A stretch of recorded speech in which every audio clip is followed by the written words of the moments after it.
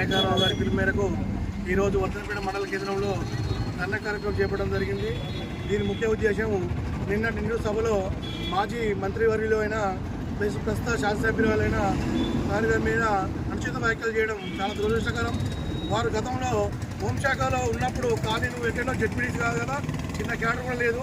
అటువంటి స్థాయి నాయకురాలను ఇలా ఆ స్థాయి నాయకురాలను నువ్వు నిందించడం సరికాదు. ఇలా వాస్తవంగా మన తెలంగాణ రాష్ట్రం సంస్కృతికి మారిపోయారు.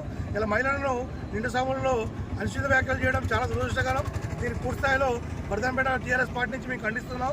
ఇప్పటికైనా నీకు పరిపాలన శాతం కాదు పక్కకు తప్పుకో, అంతే తప్ప పరిపాలన శాతం కాక నువ్వు ఇలా రైతుల పట్ల ఇలా మహిళల పట్ల ప్రతిపక్షాల పట్ల నోటికి ఏదో వస్తుంది మాట్లాడడం సబబు కాదు. నువ్వు ఒక ముఖ్యమంత్రి స్థాయిలో ఉన్నావు, ఒక వీధి రెడ్డిలాగా మాట్లాడకూడదు.